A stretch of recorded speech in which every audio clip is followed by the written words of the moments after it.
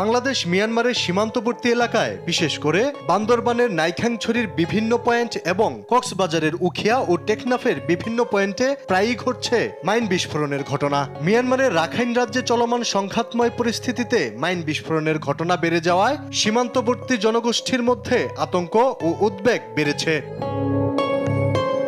2017 সালে ব্যাপক হারে রোহিঙ্গা অনুপ্রবেশের পর থেকেই মাইন বিস্ফোরণের ঘটনা উল্লেখযোগ্য হারে বেড়ে যায়। গত 8 বছরে 5 জন নিহত এবং অর্ধশতাধিক পা হারানো সহ নানাভাবে আহত হয়েছে। নাইখাংছড়ি উপজেলার 22 ফাঁড়ি, ঘুমধুম, তমরু, চাকঢালা, আশারতলি, জামছড়ি, ফুলতলি ও জারুলিয়াছড়ি এলাকায় মাইন বিস্ফোরণের ঘটনা বেশি ঘটেছে। বিপদ জেনেও লোকজন কৃষিকাজ, কাঠ ও বাঁশ সংগ্রহ সহ জীবিকার প্রয়োজনে ঝুঁকি নিয়ে সীমান্তের জিরো পয়েন্টে যাচ্ছেন। আহতরা বলছেন, আরাকান আর্মি বাংলাদেশের সীমান্তেই মাইন পুঁতে রাখে। মাইন বসাইছে আমি জানি না, জুম কাটার সময় আমার পা পড়ছে, দুইবার সাথে সাথে আমার পা চলে গেছে। বাংলাদেশের অভ্যন্তরে ওরা আরাকান আর্মি মাইন বসে রাখছে। তখন আমার খামারে গরু ছিল, গরু নিতে গিয়ে ওই যে মাইন পা রাখে মাইন বিস্ফোরণ হয়েছে।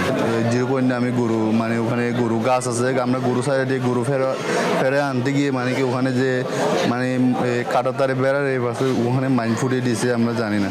এর আগে তো ভালো ছিল, হঠাৎ করে ওখানে গেছি গরু ফেরার আনতে, ওখানে মাইন বিস্ফোরণ হয়েছে আর কি। সীমান্তের ঝুঁকিপূর্ণ পয়েন্টে জরুরি প্রয়োজন ছাড়া না যাওয়ার পরামর্শ বিজিবি ও প্রশাসনের। সীমান্তের কাছে এই ধরনের মাইন পুঁতে রাখা আছে মায়ানমারের অভ্যন্তরে। আমরা কেন যাচ্ছি? যে ছেলেটা আজকে তার পা হারালো, সে সারাটা জীবন সাফার করবে, কষ্ট করবে। এই কষ্টের দায়ভার কার? আমি সবাইকে বলে রেখেছি যে যখন যেইভাবে পাবেন বুঝাবেন, সীমান্তের কাছে যাওয়া যাবে না। আমার বাংলাদেশের সীমানাটা কোথায় শেষ হচ্ছে আমরা যারা বর্ডার এলাকাতে থাকি তারা প্রত্যেকেই জানি। তা আমরা যখনই বর্ডার ক্রস করব তার মানে ওখানে বিপদের সম্ভাবনা আছে। মাইন বিস্ফোরণ দুর্ঘটনা ঠেকাতে সচেতনতার উপর জোর দিচ্ছেন প্রশাসন। আলী আক্কাস, আকাশ, নিউজ ডেস্ক, দেশ টিভি।